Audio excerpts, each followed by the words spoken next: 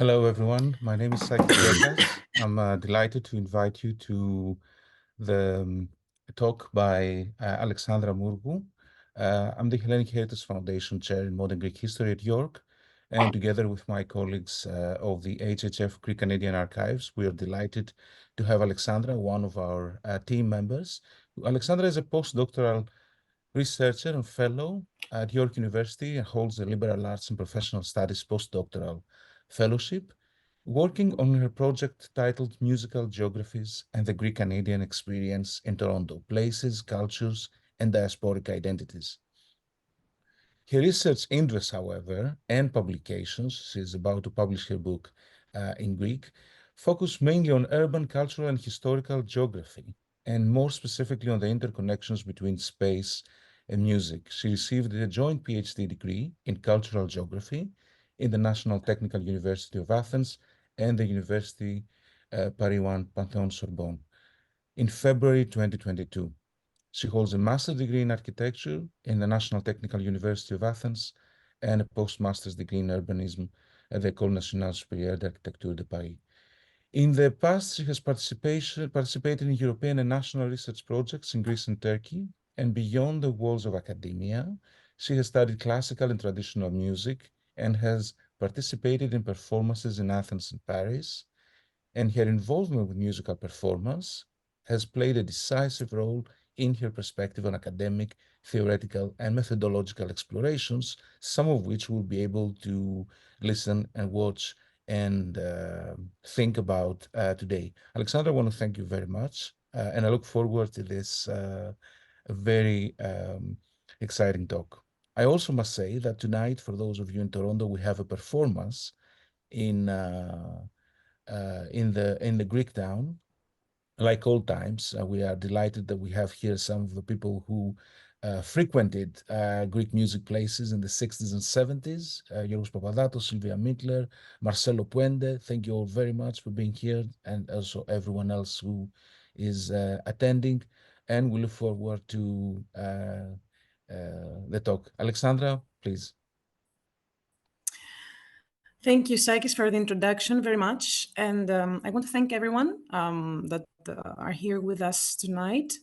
I'm so glad to see so many familiar faces with which we have shared so many experiences.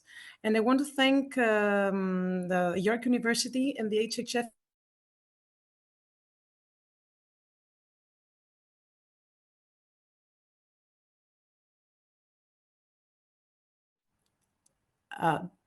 I was muted, right? For a few seconds. Okay. So yes, so I want to thank especially York University and the HHF, Greek Canadian Archives at York University, for giving me the opportunity to share part of my research tonight. So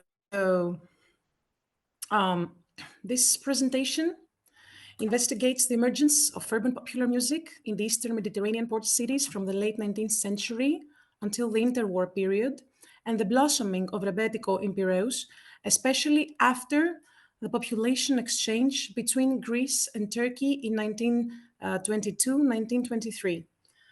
The dialectic interconnections between space and music are explored, highlighting the multiple identities and their spatial representations in a context of continuous socio-spatial transformations.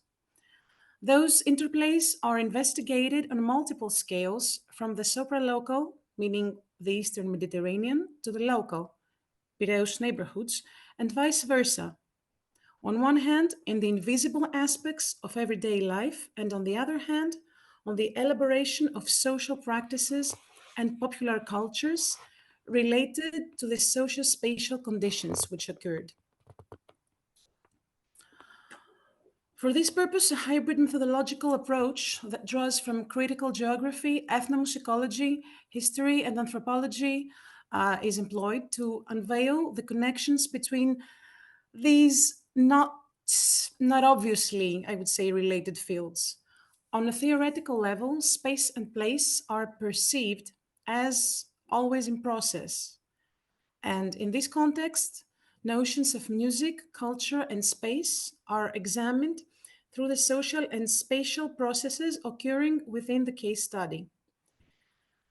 The empirical approach explores how social practices and experiences depict musical geographies in constant transition.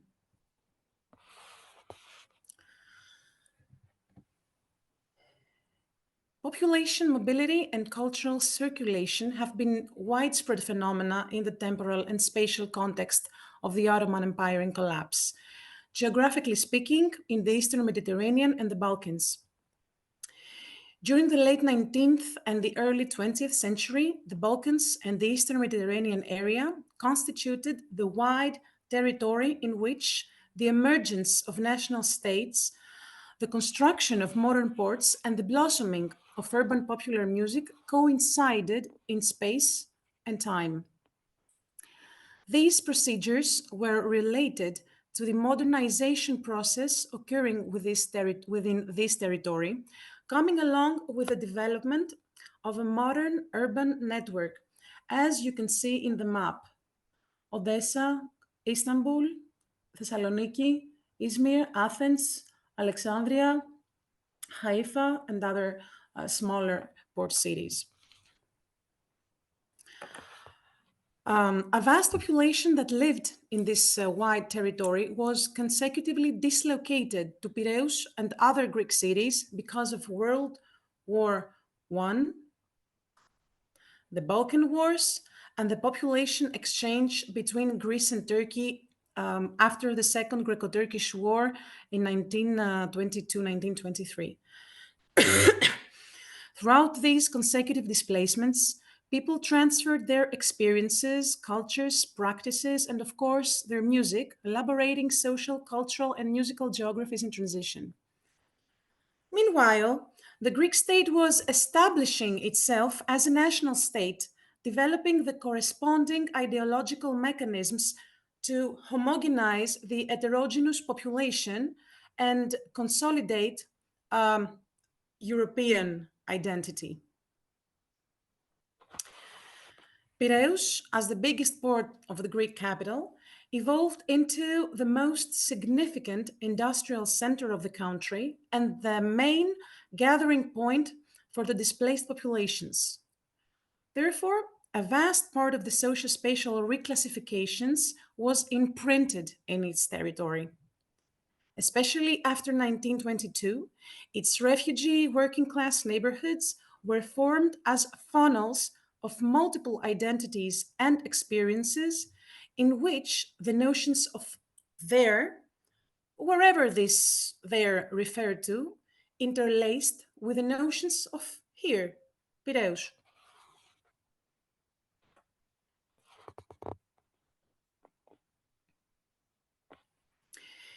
It's commonly known that multi-ethnic patterns were dominant in the territory of the Eastern Mediterranean at the turn of the century. From the later 19th century, the developing urban centers, and especially the portal ones, evolved into multi-selective melting pots of populations coming from different social and spatial backgrounds of traditional and rural characteristics, seeking ways of survival in a modern urban context. The mobility of musicians within this upcoming urban network was unprecedented. The cultural pluralism of these musicians and its expression through the urban popular music constituted a phenomenon in the big and mainly portal modern cities of this territory, such as Thessaloniki, Smyrna or Izmir, Istanbul, Alexandria, Odessa, Braila, etc. In this network, an ensemble of shared performative characteristics is observed as far as urban popular music is concerned. Smyrna, alias Izmir, was one of the most vivid portal cities of the Eastern Mediterranean at that time, bringing together different cultures of the people that settled in the city and was very well known for its musical life. After the population exchange between Greece and Turkey, many of these people were dislocated to Piraeus and other Greek cities. The observation that people take with them their music on the route of migration and displacement comes along with musical and socio-spatial effects, such as the maintenance of older forms in new places, the development of mixed and hybrid musical idioms, and the reconsideration of notions such as ethnic, national, and cultural identities. Therefore, the urban popular song can also be perceived as the songs of people from different places of the collapsing Ottoman Empire who migrated to the developing modern cities at the turn of the century, seeking a shared code of expression and communication, a language based on the development of common symbols that produce common meanings in the context of an aggregation of shared social practices. Due to these urban and social networks, music was spread, loved, and played within the lower and middle strata of the port cities of the Eastern Mediterranean and the Balkans, Smyrna, Athens, and Piraeus included, from the from the late 19th. Discography during this period was limited, leaving the oral tradition as the principal means of diffusion. Due to its immaterial hypostasis, the musical performance was a sophisticated process whose role was central to urban social life. The development of a distinctive musical genre was the outcome of an interpretation of popular oral music forms, which originated from the populations that had moved into the cities. The Café Aman was the main urban place where people gathered to perform and enjoy these songs in those cities. This idiom, known also as the Café Aman repertoire, was the result of an encounter of Turkish, Greek, Arab, Armenian, Balkan, and other linguistic and musical elements. We're going to listen one song which is called in Greek Scherzo. It's quite difficult to translate the word, but half of the song is sung in Romanian, which is called Chiftelereaza, the girl that sells meatballs.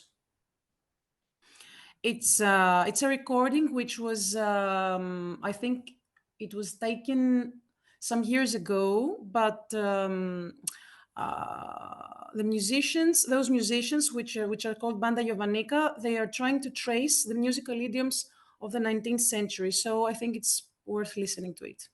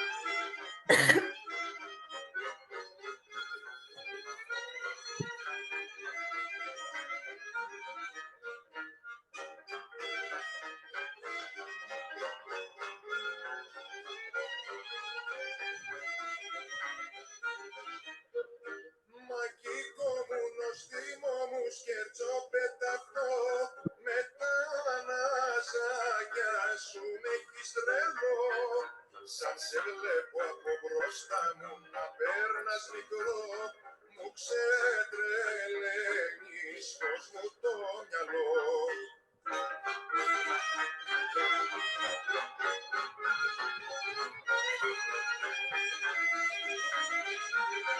Ay, déjala, depilala, este berenjet.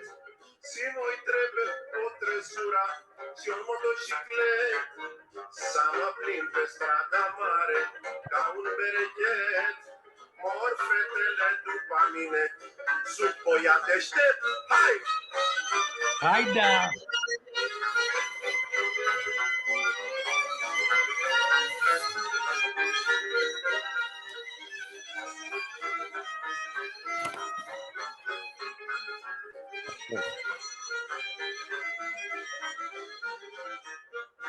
Ελλάδος μου τα φίλια σου πίνε και με μη θέλεις κόσμου, θα πω για σένα. Εγώ γιατί δεν μπορώ να το δω αυτό. Ποιο δεν μπορείς να δω.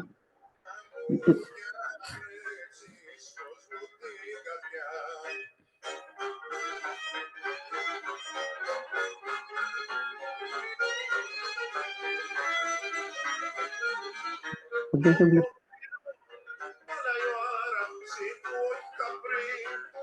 Se dexia așa marează, crezi că nu te știu?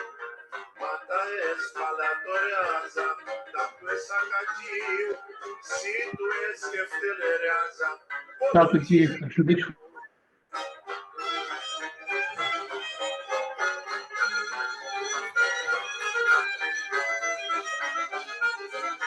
Mata bine ca strave, zi piața, dar tu sacagiu. Si tu e scheftelerează, draga mea, haide, strada Cinigiu. Mata bine ca strave, zi piața, dar tu sacagiu.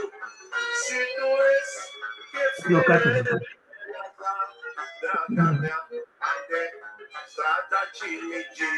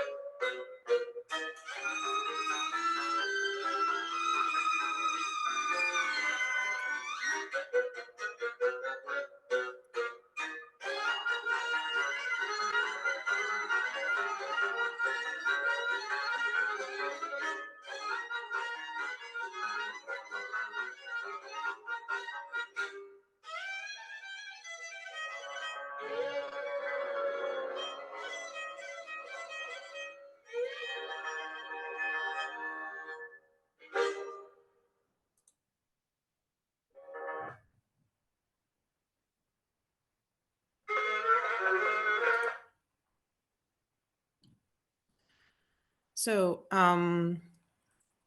probably you have noticed the Balkan elements in the song. So the next song that I would like to present you is called Smirneko Minore, and the reason for which I insisted on including it in the presentation is that it's a legendary song which was considered from the refugees after their displacement as a symbol of the lost homelands.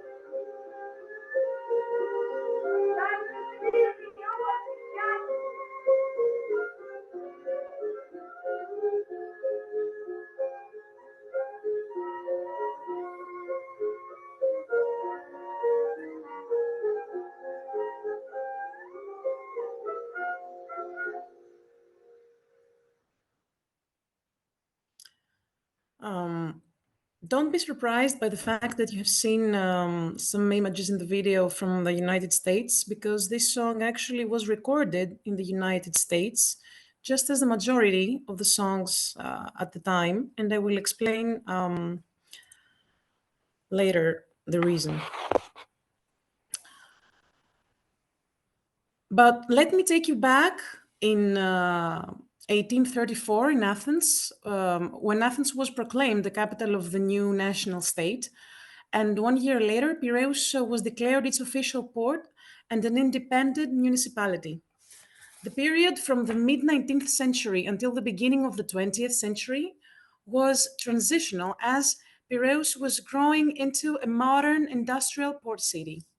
The marine and the railway networks developed during this period, turning Piraeus into a nodal point among the ports of the Ottoman Empire, the Black Sea, Alexandria, and the Western Mediterranean, and connected the city with rural Greece and other important urban centers of the Balkans. The industrial zone of Piraeus was formed gradually in the northwestern part of the city and expanded parallel to the railway axis and towards the west coast of the port at the area of the Rapetsona. Here you can see the railway, and the industrial zone was about in that place. So the construction of a railway turned out to be one of the determinant factors in the socio-spatial polarization of the city, as the railway tracks functioned as a heavy barrier that divided the city into parts.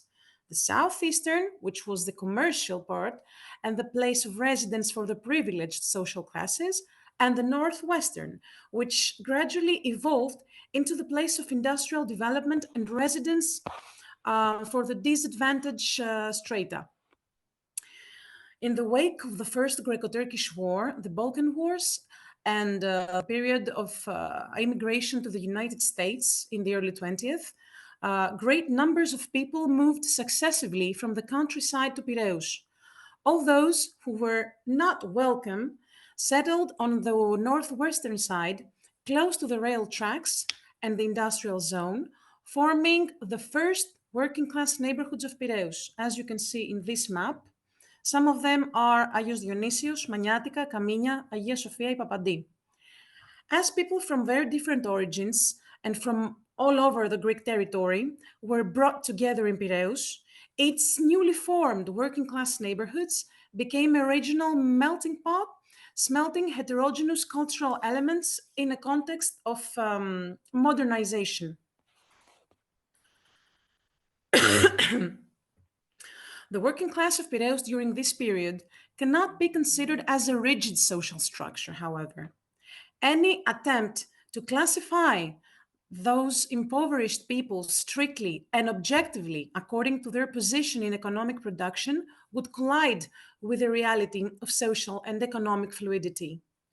The luckiest worked in industry, but the majority only worked occasionally and informally in conditions of insecurity. Atypical labor, piecework, child labor, peddlers, and street vendors. Marginality was widespread in Piraeus, with beggars and other port dwellers living under extremely harsh conditions. Progressively, certain activities that the authorities wished to keep invisible, such as the prostitution houses and the hashish dens, started to concentrate in specific urban zones outside of the socially advantaged part of the city, as you can see in this map. The blue is for the hashish dens and the red is for the places of sex work, official and non-official at that period. During the late 19th and early 20th, a musical idiom blossomed in Piraeus. Henceforth called premature Rebetiko, this idiom was much rougher, without melody ornaments, and it was performed mainly on bouzouki and Greek baglamas. The bouzouki was a very popular instrument associated with a long-standing rural and urban tradition, and it was taught through everyday practice. As populations relocated to the capital during that period, they brought it with them. Premature Rebetiko reflects the multiple forms of cultural interweaving that took place within the poorest strata of Piraeus and has been associated by researchers with the culture of the underworld, I quote, it's not my personal opinion, and the tradition of rebellion. In fact, the urban places where this idiom blossomed were often characterized by social deviance like the hashish dens and the prisons. Because those places were very introverted, original recordings are extremely rare if they exist. Not to mention that this music culture was very much based on an oral diffusion. In their majority, those songs were mostly recorded either in Athens, but within the next decades, or in the United States because of the migration waves from Piraeus. In both cases, they were filtered by the recording companies. So, what you're about to listen next is mostly an interpretation of what we believe that this music was like, rather than what it really was in the deviant places of Piraeus.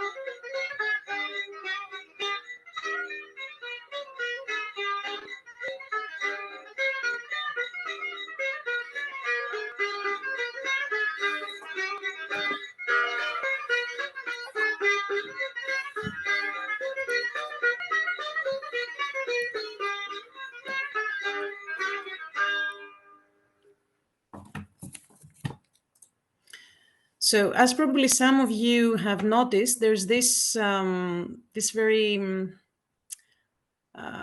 this sound. The percussions was an improvised instrument, which was worry beads with a glass.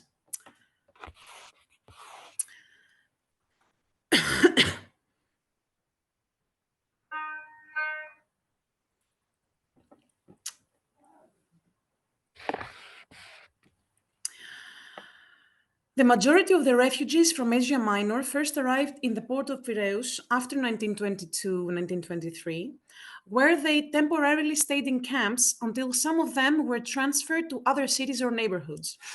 A big part of them settled permanently in Piraeus' periphery, forming its refugee neighborhoods, such as Nea Kokinia, Drapetsona, Keratsini, Ikonio, Anastasi, and others. The refugees' installation steered a new urban reality with particularities of class and culture. It contributed to a new wave of development and industrial growth. Gradually, Piraeus evolved into the biggest working-class city in Greece. Displaced, impoverished, vulnerable, and disadvantaged as they were, many refugees joined the homeless population, became occasional workers, or occupied in semi-legal jobs, which was a typical thing for the impoverished social strata.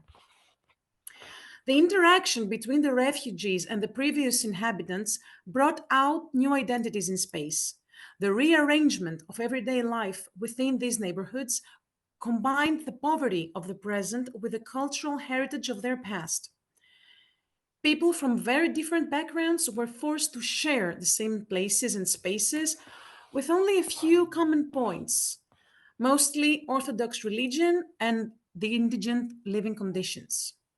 Through this encounter, popular culture bloomed and fertilized from the refugee element within the new specific socio-spatial conditions.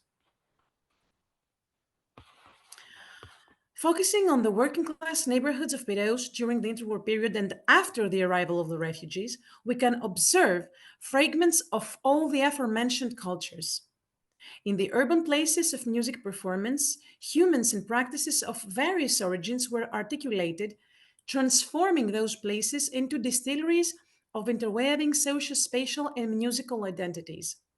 Such places were the Café Aman, but also several other marginalized places like the hashish dens, for which we do know very little things, as they accommodated mostly invisible practices. In that context, urban popular music blossomed as a language through which, on the one hand, multiple meanings were constructed and communicated, and on the other hand, its living and non-living actors interwove in everyday life. Music contributed to the formation of shared meanings on which the notions of place and space are structured. Therefore, music and cultures as maps of meaning depict multi-selective and multi-ethnic places, but also places of marginalization from which the basic actors of urban popular music originated on a supralocal and a local scale.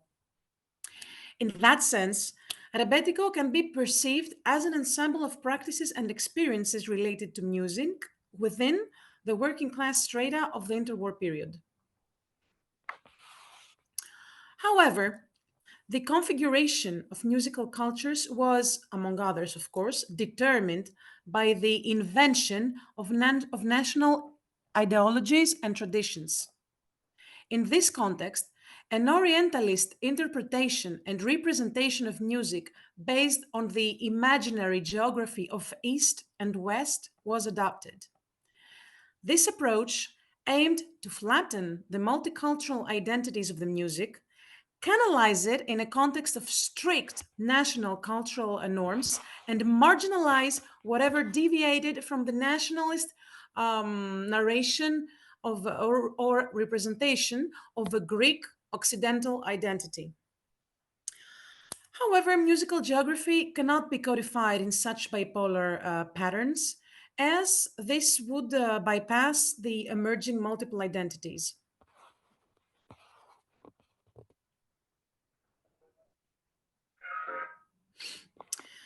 I will now focus on two neighborhoods of Piraeus. Nea Kokinia was formed in a context where the collective refugee memory of the Ottoman past marked every aspect of the relocation process.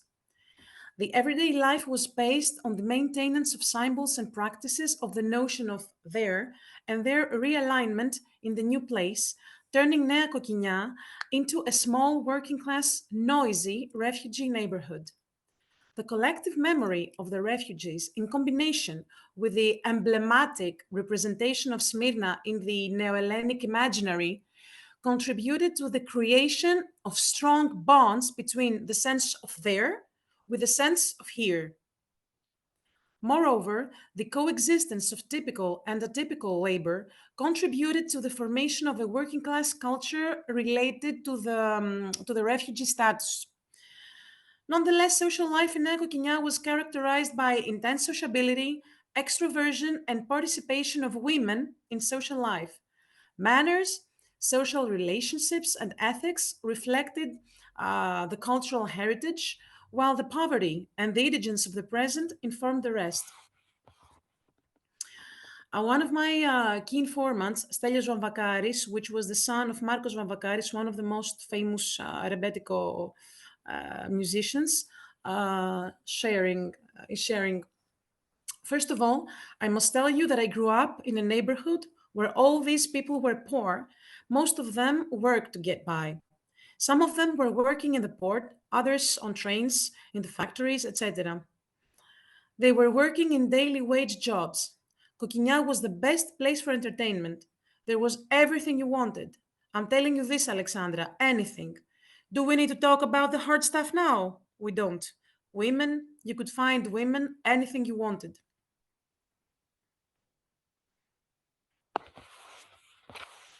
Many musician refugees from Smyrna had settled in Nea Coquinha. From the first months of their relocation, they started to perform in taverns, cafes, and Café Aman. To them, music had been central to their way of living in Asia Minor, and they used it as a survival strategy in the new place. The contribution of these refugees to the evolution of popular music is undeniable. Many of them were involved with discography during the 30s. Due to their previous experience and skills in musical performance, they managed to assume important positions in recording companies and determine the aesthetics of the Greek gramophone at its all. Nea Coquinha became famous for its rich music life, which emerged from everyday life. In this map, you can see in green, you can see the bires. Bires were the taverns where Rebetiko music was the main way of entertainment. And at the blue, you can see the hashish dens. Those places are estimated places. Stelios Vamvakaris also told me, I quote, there were many taverns in Coquinha, but what I really enjoyed was this particular tavern across the street from our house. In this tavern, they were having many feasts. There was a lot of fun, and every afternoon, the ouzo drinkers, the card players, the dice players, the drunks, every person from this caste gathered there. And they were coming from other neighborhoods as well. They came from Hagia Sophia, they were coming from Hagia Sophia, from Anastasi, from Hadjikyriakio, Taburia, and it was a neighborhood where music flourished. Music was bringing all these people together. Music is a thing of love. Do you understand? This thing was bringing them close, Alexandra, and I want to tell you that my neighborhood was like a dream. This song talks about an everyday moment of Nea Coquinha. It's about two widows which get involved into a fight.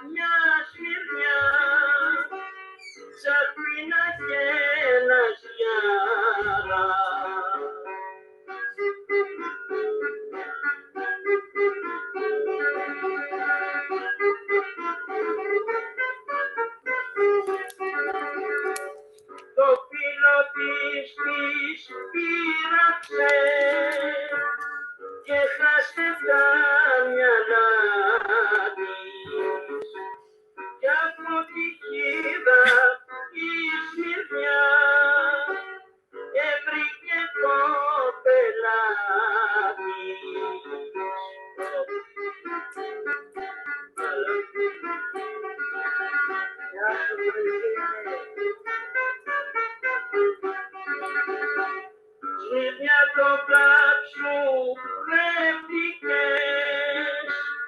τον όμορφο μου φίλο. Μα σε δω και του μιλάς, θα σου πατήσω ξύλο.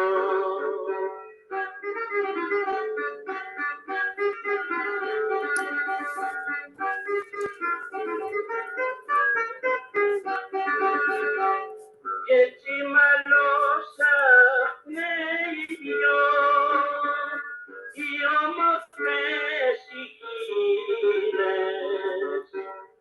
Όχι σου πήρα το μικρό, όχι εσύ το πήρες.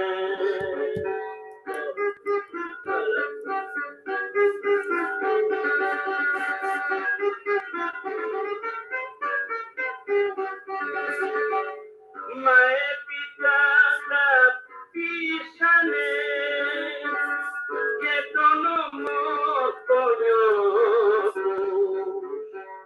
όπως συμφωνήσανε, τον είχανε κι οι δυο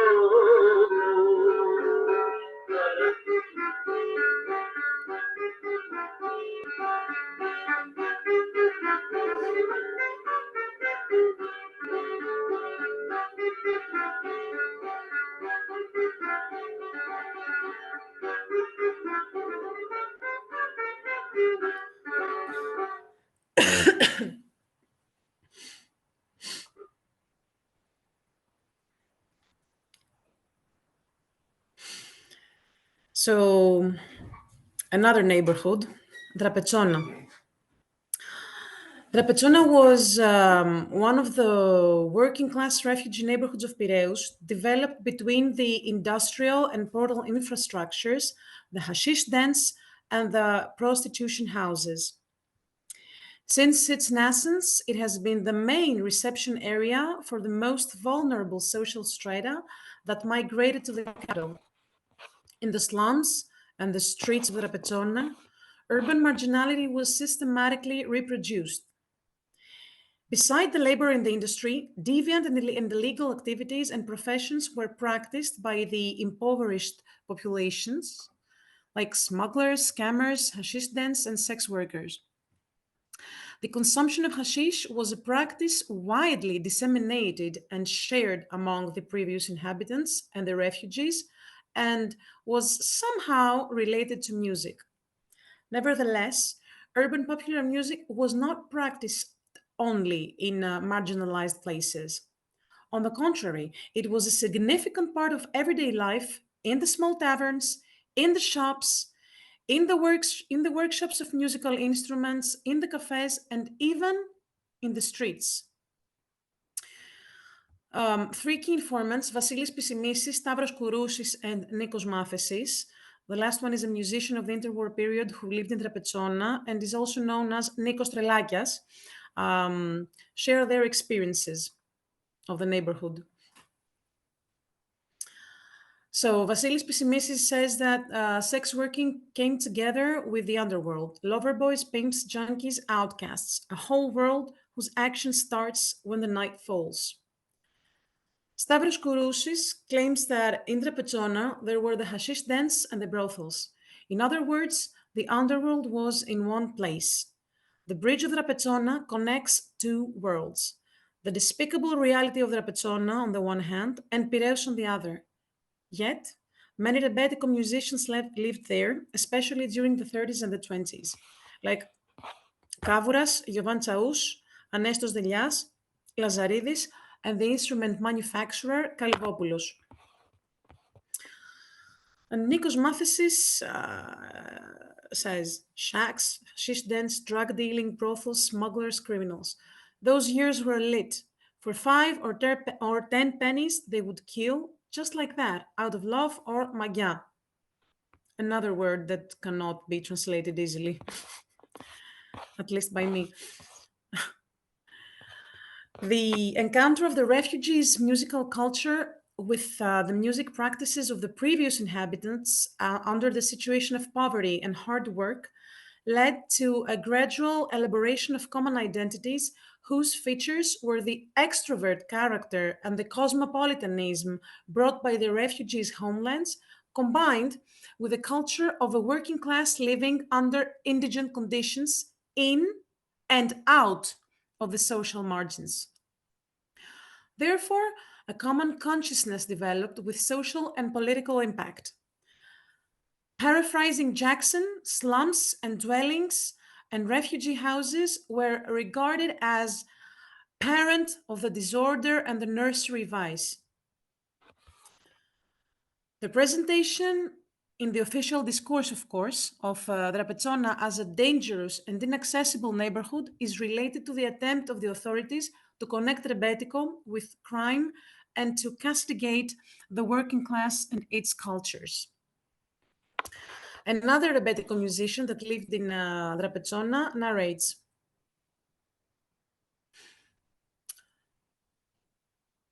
Rebetiko musicians are not scoundrels. Whenever there was a difficult situation, we used to wander from tavern to tavern, play music and sing, to earn money, of course. We didn't steal, we didn't cheat, we didn't snitch. Marcos, Vamvakaris, Yenitsaris, Keromitis, Bayanderas, Rukunas, Hadjihristos, and many others. Those are names of musicians. And I just wanted to make a quick comment that here is the map of Drapetsona, and you can see the hashish dens in blue. In red, you can see this was an establishment of a national establishment of the state, which was the known as Vurla. It was the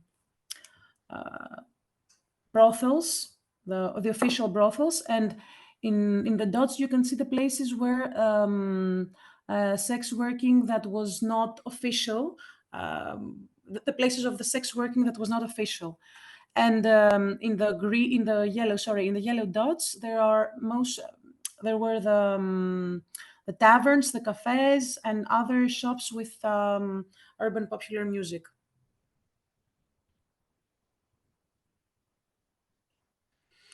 So this song is about a woman that was working in the tapestries, in the textile industry, actually, not in the tapestries. And it's very characteristic that shows the style that emerged in Drapetsona as the creator, Marcos Mavakaris, who originated from the island of Syros, was living and working there in the industrial zone of Drapetsona.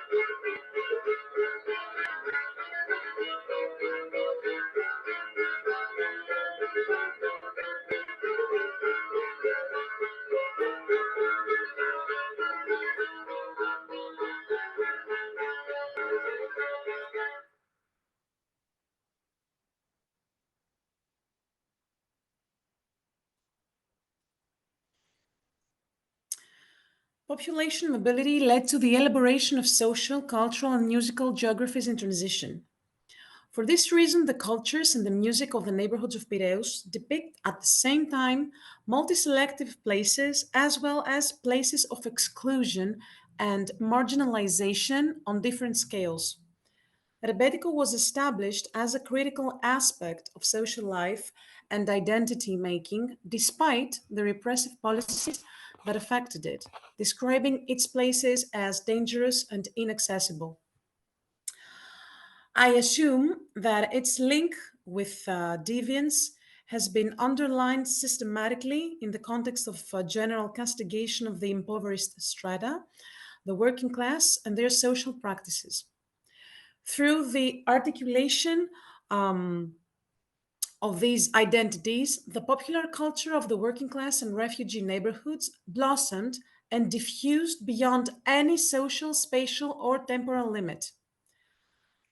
As a bearer of the multi-ethnic past and the unfavorable living conditions of the present, Rebetiko became the voice of slums and dwellings, a voice that echoes loudly even nowadays.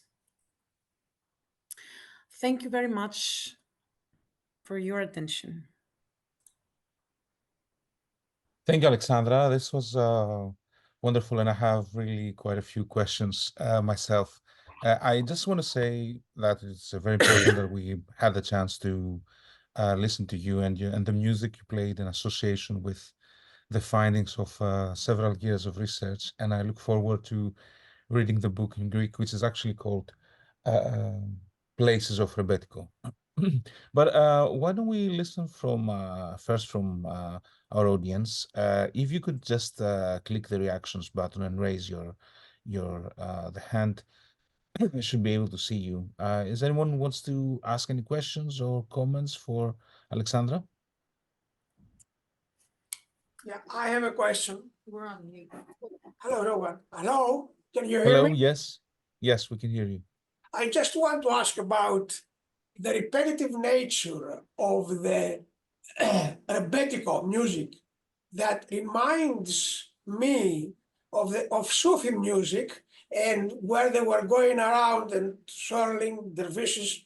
And I wonder whether elements from that music has been taken by the Rebetika. What's the connection, in other words? Is there a connection there between the music of the Sufis or the rhythm they used and Rebetika?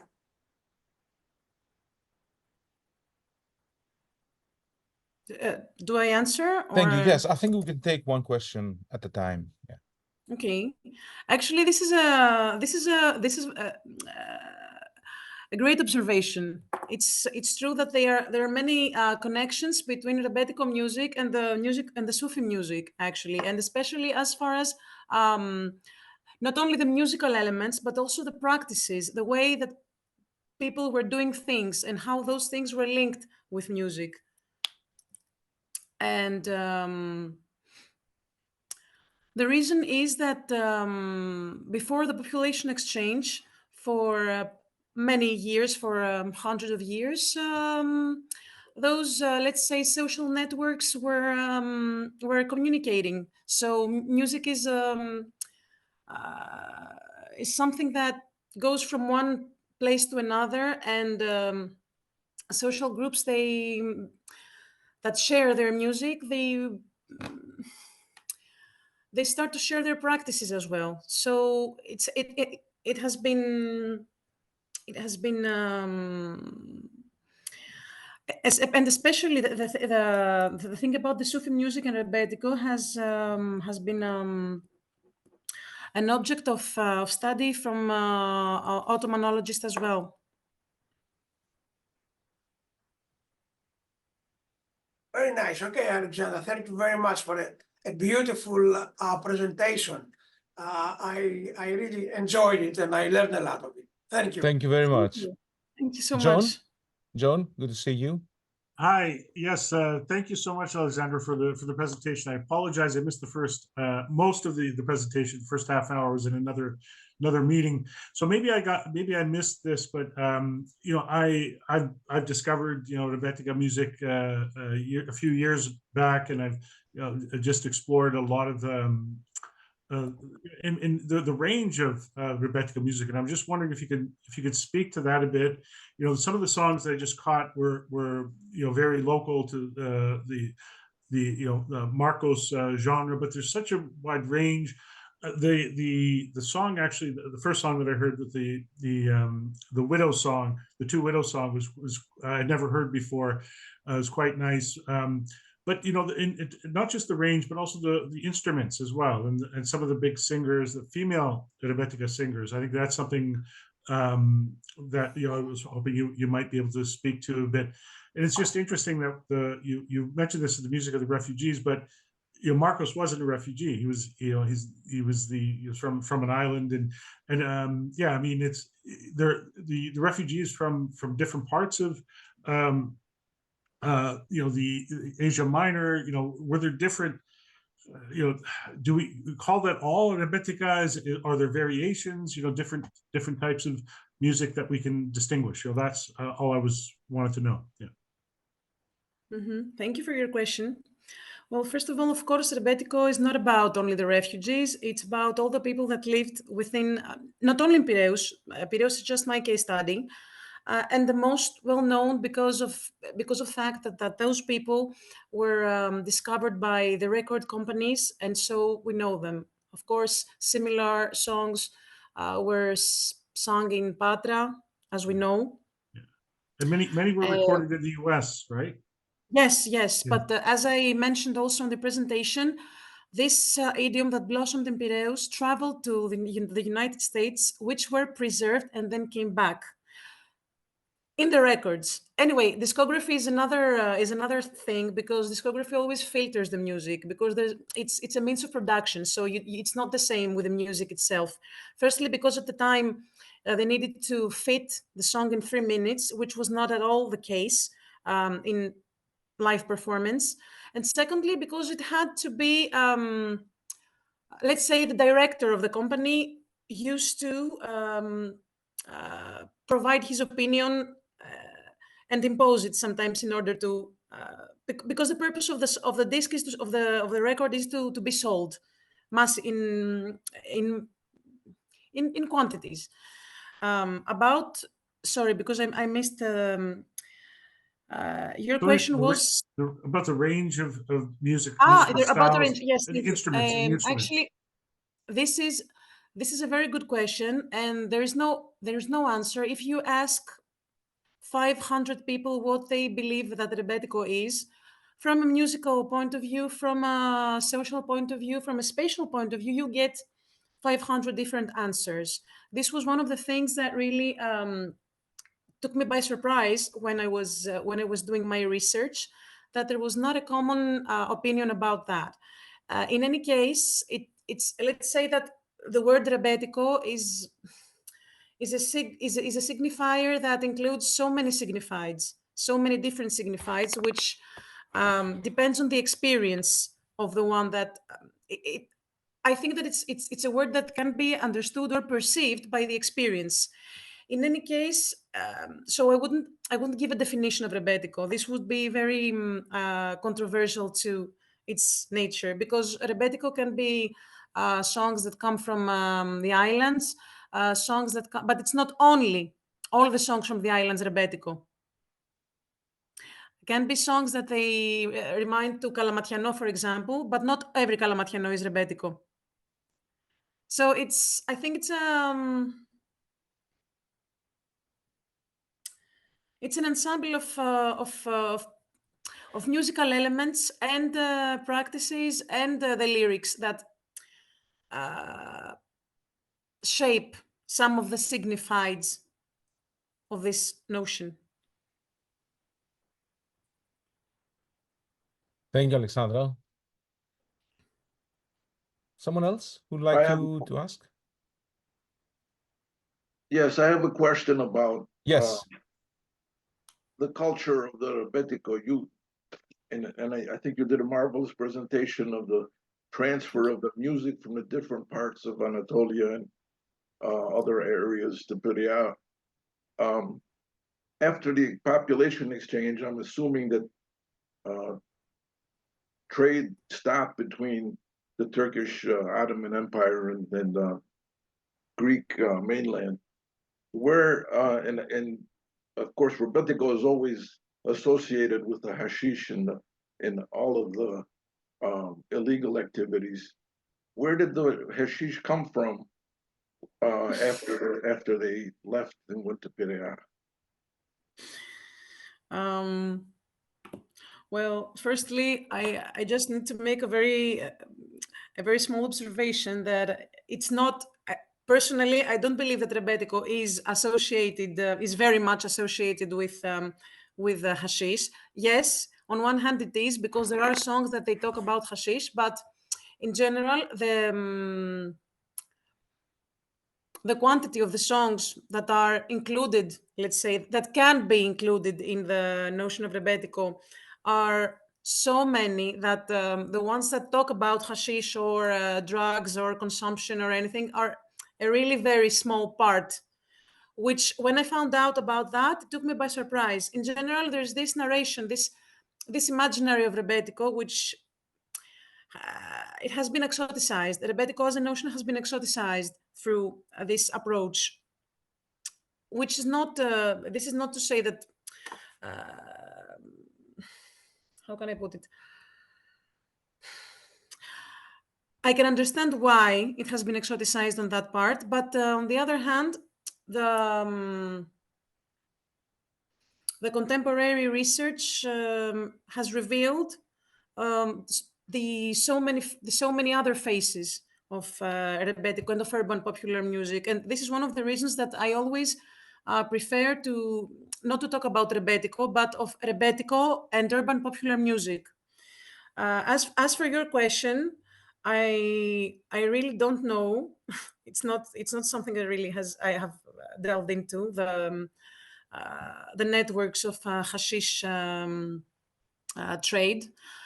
But if you're interested, I know that there is a very interesting book which talks about the consumption of hashish in Greek, which was written by Kostis Goutsinas. It's called Piraeus.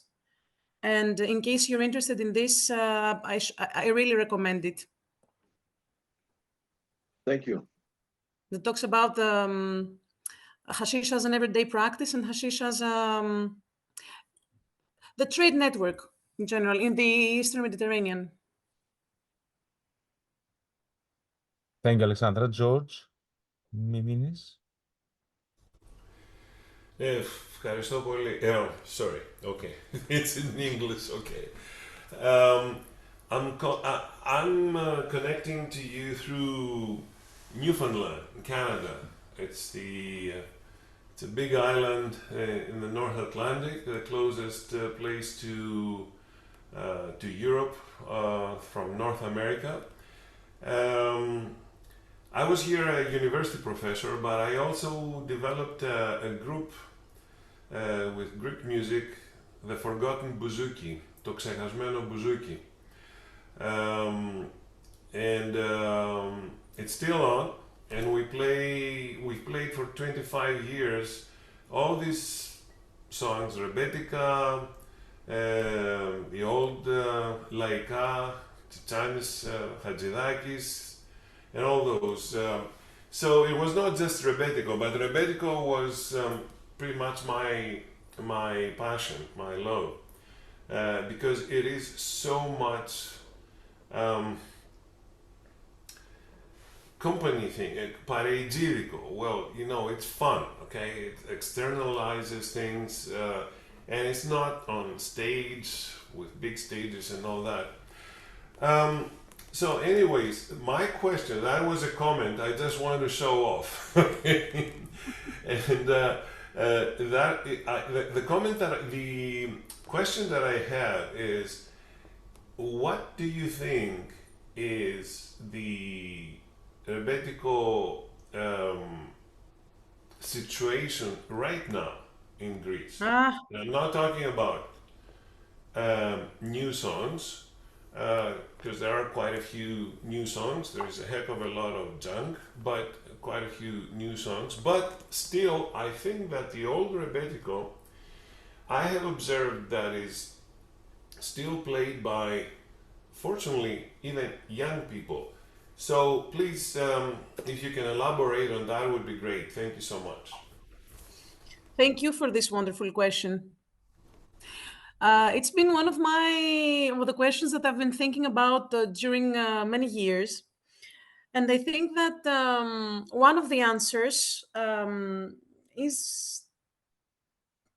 lays in the social and economic situation in Greece the last 10 years.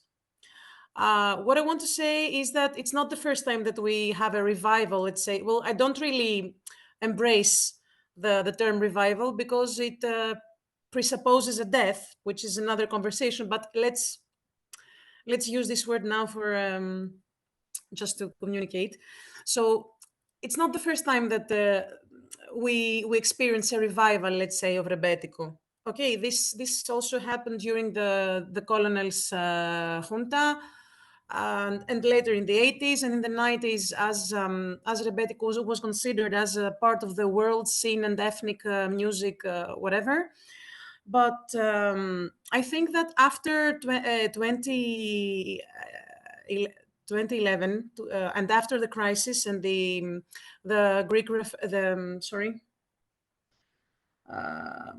economic crisis, which brought also social crisis, many things changed in the way that people entertain themselves. Firstly, the big bouzouksydika were mostly closed, so their place took smaller kutukia with bouzoukia and people trying to have fun in a cheaper way. Firstly, secondly, it's the internet. Because those records were really rare. Even during the 70s, they were rare. So even if someone could hear a song, it was very difficult to reproduce it in a very, let's say, careful way. And when I say careful, I mean to notice the small details that in the end shape the aesthetics. So I think that the fact that we have the internet and those platforms like YouTube and all those platforms which make those songs accessible nowadays has permitted to younger people or people that live nowadays anyway to listen very carefully to those songs and notice details that the other generations before, like those of the 70s, didn't have the chance and the opportunity to do that. So allow me to believe that sometimes a musician nowadays can choose, for example, Mark or I don't know, or Rita Abadzi as their teacher in a way. Okay. Because they can listen to the song again and again and again. So the interpretation can go very close to the first recordings and to the aesthetics of the 30s, which is very different than the aesthetics of the 70s. So I believe that it's a combination of social and political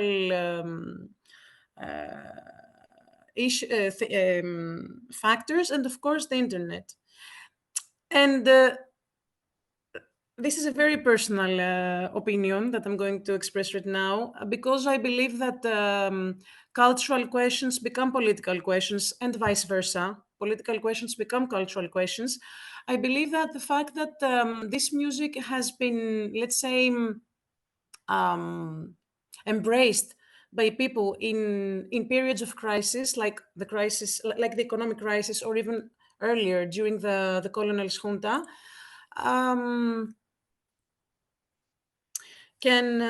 it is a fact that can open many different conversations. Can I continue with? Yes, you want to follow up, please? Yeah, just quickly. So you think that a good part of it, the reason was the economic crisis. Okay, I understand the YouTube that you said, which is clear. I use it. I use it all the time. But you think that the economic crisis was a good of 2008? You're talking about 2008, right? No, mostly after 2010. Oh, 10. Okay, but it started in 2008, but it became really very, very difficult in 2000. Okay, but that's the economic crisis that you're talking about.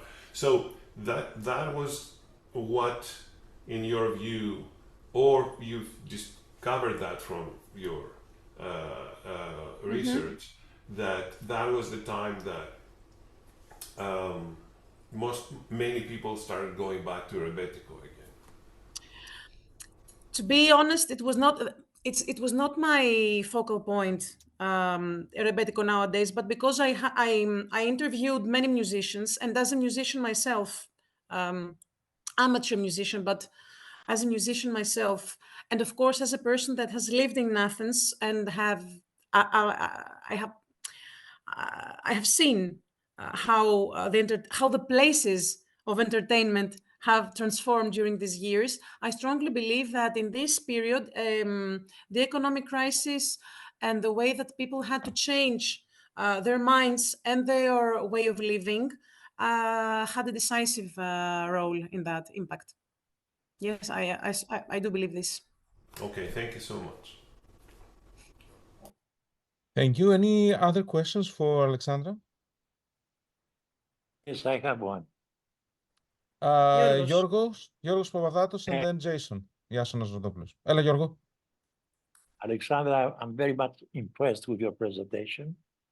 I want to ask you whether or not you had the time to study the relationship between blues and the Rebetika. And I'm saying that because my friend Stelios Bambakaris, in the last 5 years before he died, he used to come every day at the bookstore and tell me how many hours he was spending towards that direction and how happy he was when he was writing a song about that. And this is related to the hash users before that you were talking about, or when the gentleman asked you, because we should emphasize that there were 3 categories of rebetes: the hash smokers, the heroin smokers, and the cocaine smokers. And between the 3 of them, there was an unbelievable war going on.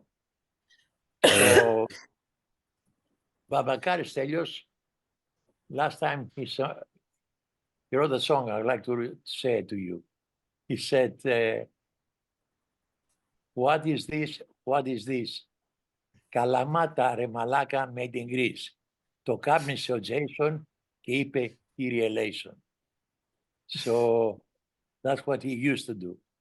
Anyway, at the beginning of your presentation, I heard an amane, and at the same time there were 2 females dancing it. And I noticed that they were wearing ballet shoes. And ballet shoes with amane, they don't fit. Most of the amane Judas, they were barefoot, or at the best, they used to wear pasumia. That's why they were called pasumajides. That's all I have to say to you. Thank you very much. I learned a number of things from you, and your presentation was great. Bye now. Thank you, Yorgo, for your question. I know that you're very much attached with Stelios Mavakaris. Actually, I only had the chance to meet him once, but I have to tell that It was one of the most interesting interviews that I've ever done in my life. I haven't had the chance to study, to make a comparative study between blues and Rebetika. This was not my purpose. And but I believe that an ethnomusicologist in the future could do this or even try to make a comparative study between Rebetika or the songs of Madame Baudeluc in Quebec, or other kind of, or probably, I don't know, Fado. There are many discussions about comparative ethnomusicology. Of course, I leave this to the specialists, as as I'm not an ethnomusicologist. However, well, about the Amanes, the remark that you did, firstly, the videos were not made by me. There was the YouTube videos, but I have to tell you that it's not true that the Amanejoudes were barefoot or with pasumia. This we think so, but as far as we can read in newspapers in Izmir, of course there were many Amanejoudes with I don't know, with pasumia or barefoot, but most of the let's say professional singers, the professional singers in Izmir, and some of them that were displaced in the Greek territory before their dislocation, they were they had an audience, a big audience, in which they had to adapt their music style in classic music, in Byzantine music, in urban popular music, in Rebetiko music. And their audience was, of course, there was a variety as far as the social, let's say, origin of those of the audience. So it depends on the place of the performance. Okay. What you're wearing. I mean, you as a person that has been working on performances, you know that better than me, of course. So I'm trying to say that sometimes we have some, let's say, we have an idea about what people are wearing, but we don't really know, We just can assume by newspapers and by thinking about what those places were actually what were those places actually? Were they like big salons, big living rooms of rich people in the houses, like estudiantines? Sometimes they would play amanedes in there as well. Was it a hashish dance? There's another outfit for this place. I mean, you understand what I mean, right? Yeah. So what's your view on the division between the hash, heroin, and the cocaine users among the organ players? From my study, actually, I wouldn't say that I would not embrace this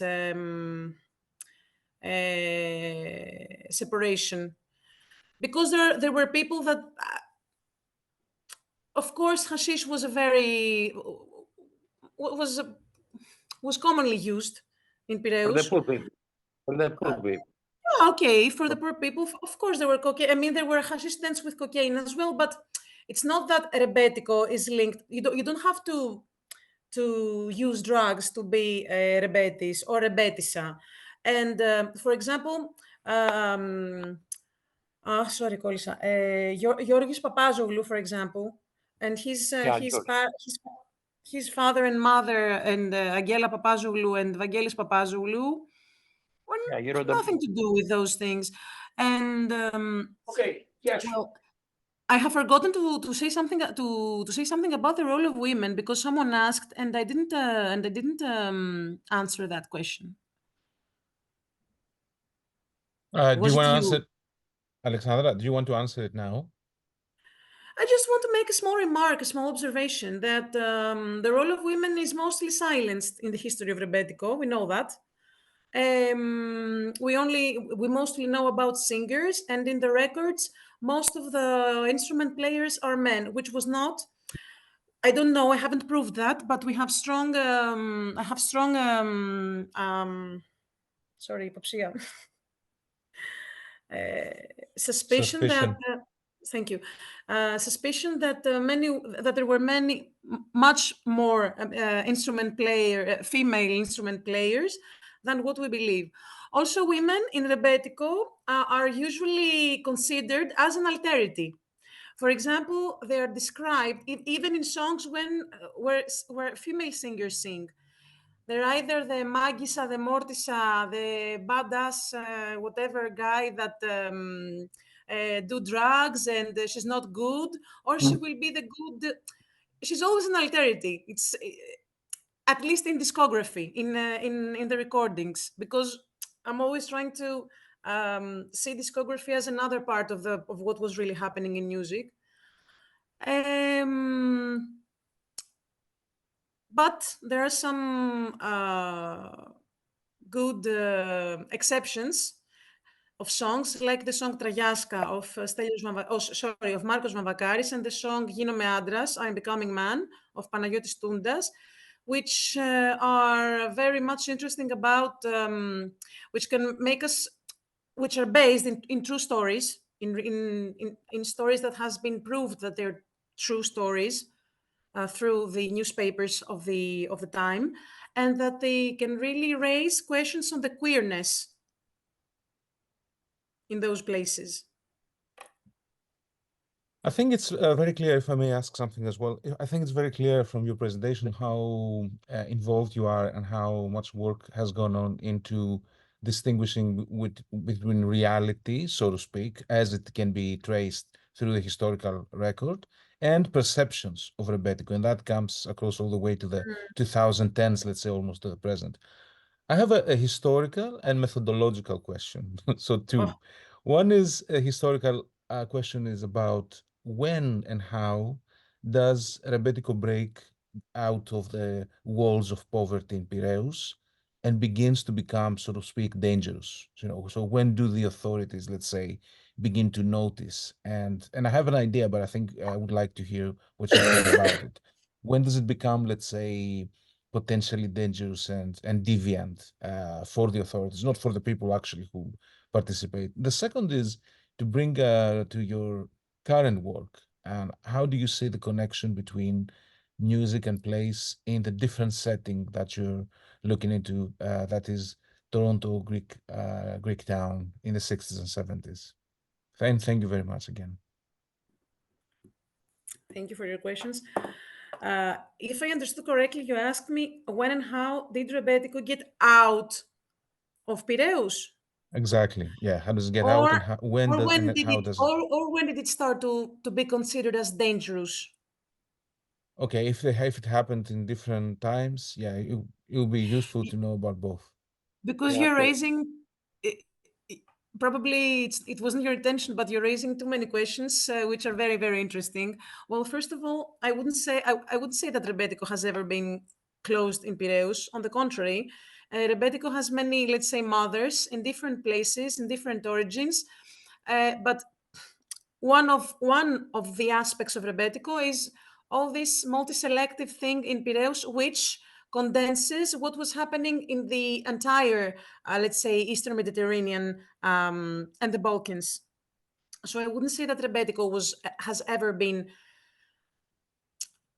a thing of Piraeus, but still, this answer presupposes my position, my bias on what Rebetiko is, because someone could claim that Rebetiko is only the music, and there are investigators that they believe so, that Rebetiko is only the premature Rebetiko that was played in the hashish dance, blah blah blah blah, which is not something that an opinion that I agree with.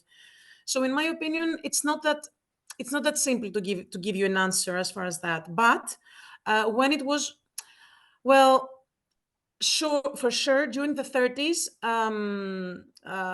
the official discourse and the authorities have been really harsh with Rebetiko. And of course, in 1936, it was the first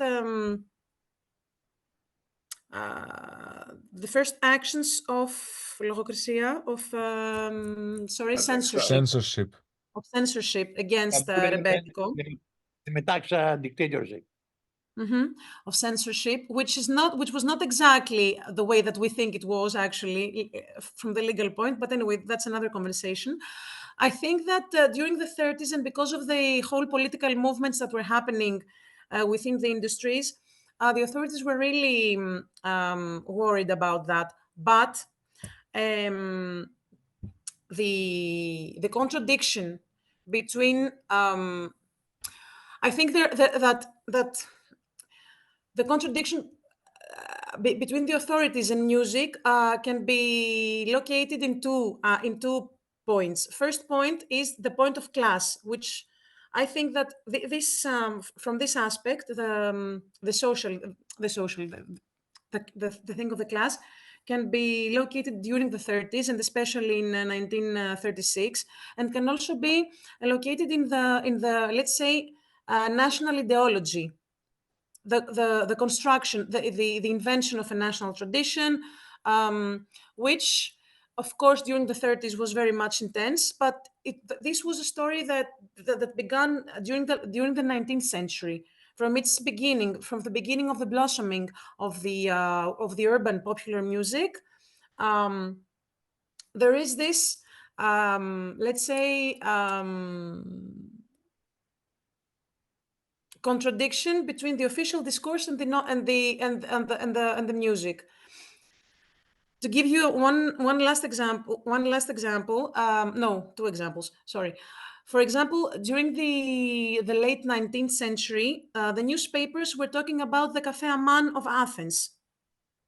And this was very intense. And in the beginning, they were mostly places of not of the working class, let's say of the Laika strata, popular strata, but also it became in fashion. So we had also the bourgeois class coming in the Café Aman of Athens in the 19th century. Then then it was forgotten for several years, and the Amanes came back again after the arrival of the, not after the arrival, during the arrival of the refugees. What else for the 30s? I was very much surprised to see that in 1930, this was the year when the industry of Columbia was opened in Athens. The industry of Columbia was the first industry of mass production of discs in Greece, which functioned not only for Greece but for the whole zone of the Eastern Mediterranean. They were exporting discs in Egypt, in Syria, in Turkey. So before the opening of Columbia, there is a report of the 1930s, which was created by someone who worked for the company His Master's Voice, RCA. in which It was RCA. No, his Master's Voice, the one with the dog, the dog in the gramophone. You remember the? So in this report, I was very surprised to see that the person that wrote it was making a social analysis, like the working class, they like to listen to that music for this reason. The middle class, they like to listen blah blah blah blah blah blah blah, and of course bouzouki. And the upper class, the bourgeois class, they pretend to despise the bouzoukia, but deep down they love it. I have a question about. Thank you very much. Sorry, Mr. Economou, hold on. Yasona? So of course, if there was a person that came from the United States in order to make this, to create this report, of course, Rebetiko was not something which was introvert. It cannot be. It could not be. Thank you. Sagi, remind me before we go that I want to make a point on the question you did to Alexandra. Of course, Yorgos. Just a minute. Yasona, go ahead. Good afternoon from me as well. My name is Iasonas Rodopoulos and I'm a PhD candidate at the Department of History at York University. for those who don't know me. Alexandra, thank you so much for this wonderful presentation. I really enjoyed it, particularly the fact that you accompanied the information that you provided us with music, which helped us really get into the mood of Rebetiko. I dare to say that you brought the warmth of Asia Minor to our cold offices in Canada, so it was a wonderful feeling. I have two questions, totally different, one question from the other. The first, you mentioned the limited and secret or discreet role of women in Rebetiko, which is quite unfair because silence, because it is very unfair because we understand from the lyrics that it was mostly women who were inspiring the songs of Rebetiko. And I want to ask a question. After Rebetes came from Asia Minor in 1922, and for the first few years before the censorship of 1936, and also in the first few years after the end of the occupation in 1944, can you hear me? After the occupation, after Yes. the no, Yes, okay. yes. So up to 1940, with the exception of the period, 1950, with the exception of the period from 1936 to 1944. Okay. How common was in Athens, in all over Greece, for people that did not have an Asia Minor background to sing these songs in their everyday lives? For example, could these are songs that talk about love, about passion, about hedonism.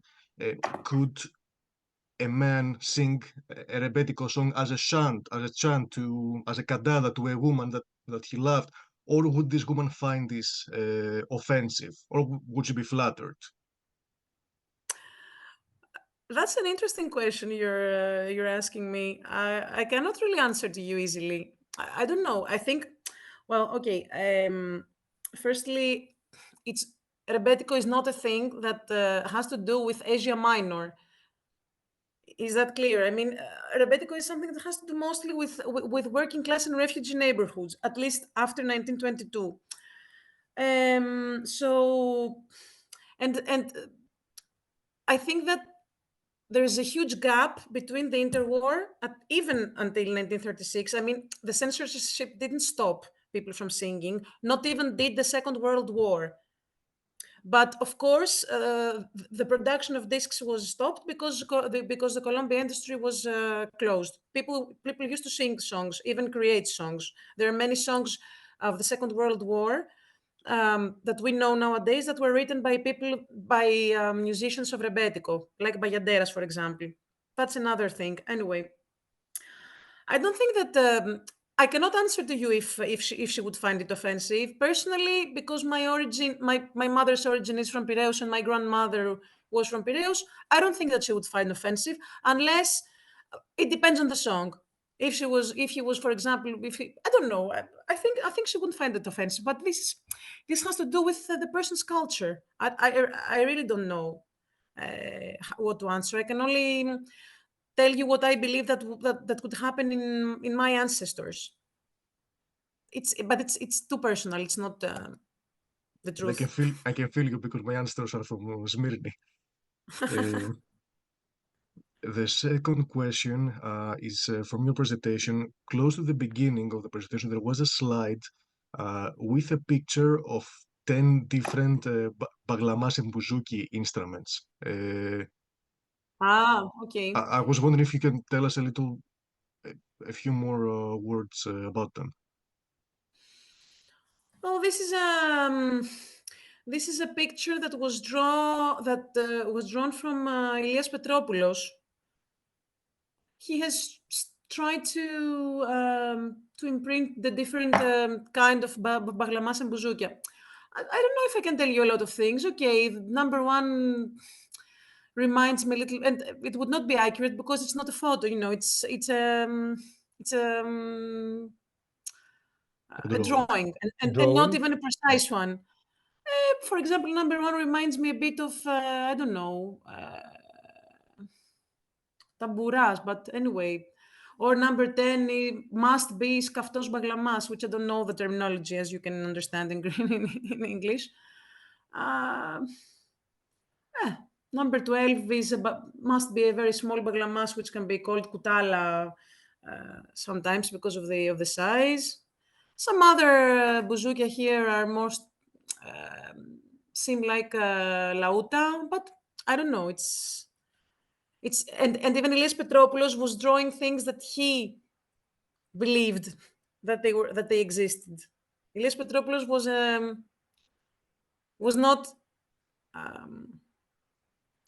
was not a scientist. He was a researcher for himself, a folklorist, as he called himself. Well, thank you.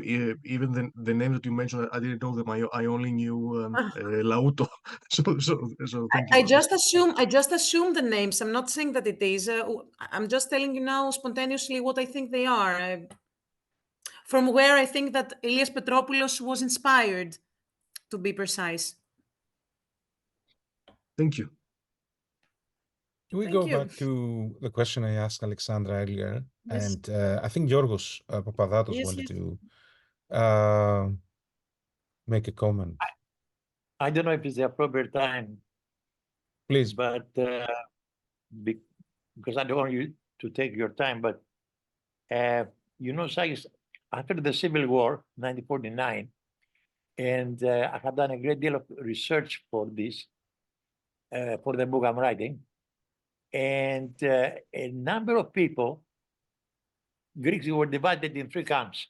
One, they were sent to the socialist countries that the Democratic Army that when it was defeated. Another group went to Canada or the States and they were able to get papers to emigrate. And the third group ended up having vacations on the Greek islands as political prisoners. Now, Athens was in ruins, and they needed working hands to build houses to accommodate, the residents. So since there were a number of people that they were able to go to the States or to the Canada because they had no, what they call πιστοποιητικό κοινωνικών προνημάτων. Without that, they could not find a job anywhere or passport or whatever. They came to Athens where they could work as construction workers in any site under the table. And in doing that, in 10 years, they start learning about their rights as workers. They start participating in demonstrations, and they start asking, things to be done. And in that way, they were related to the Laika Τραγούδια till 61, 62, when almost Rebetiko started vanishing, but then they started again becoming very popular in Athens. So that's what I wanted to tell you, that in what way they related the working class with the Laika Τραγούδια and Rebetiko. Thank you, Yorgo. Always a pleasure to hear your perspective. I think we have time for maybe one more question. Mr. Econom, yes. Yeah, I was intrigued by the whole process of the music going from the various places to Greece. But the population of exchange of 1922 was not the last major displacement of Greek people. And I'm talking about the population displacement after the Civil War in the late 40s. Do you have any information about the transfer of Greek music generally and Rebetiko particularly to those Eastern European countries to which the refugees went? You mean after the Second World War, right? After the Second World War and after the Greek Civil War, where there were large groups of people that went to the Eastern European countries to. That's a very interesting question. Which unfortunately crosses over the borders that I have set in my research, the temporal and the spatial limits. So I really wish I had an answer for you, but unfortunately, I don't know. But I think someone in the future could probably think about that. The thing is that I believe that after the Second World War, this music was also very much transferred with the records, not so much with the let's say the an embodied, let's say, displacement or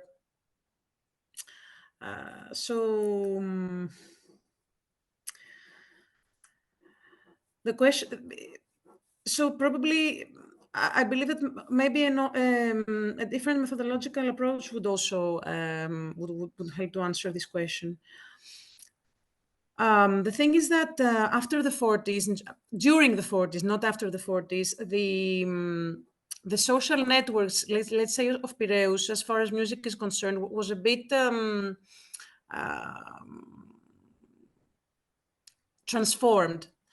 Most of the singers, they either because also Piraeus and the working class refugee neighborhoods, and George can confirm that as a person who comes from Piraeus as well, and who knows a lot of things about that, have been very active in the struggle against the Nazis and in the occupation in general. So the musical activity was very much limited. We have songs that they were probably written during the 40s in Piraeus, but they were recorded in the 80s. Yeah. Which are talking about events that happened, like Πανθοφορία για Σοφιά Παλιά και Νέα Κοκκινιά, which talks about the murder of Stelios Kardaras, which was a member of Opla, right? Or many different examples. However, most of the musicians in the 40s, they moved in Thessaloniki. They moved in Thessaloniki because the chief of the police there was, I don't know, he liked Titsanis in general, so it was much Omuschudis. So it ήτανε, κουμπάρος ήτανε, I don't know. Yeah. So it was easier for them to find a job without being, without being chased by the police or without having events happening. In Piraeus, the resistance was very generalized from. So it was not very easy to have like taverns working in the working class neighborhoods where you had,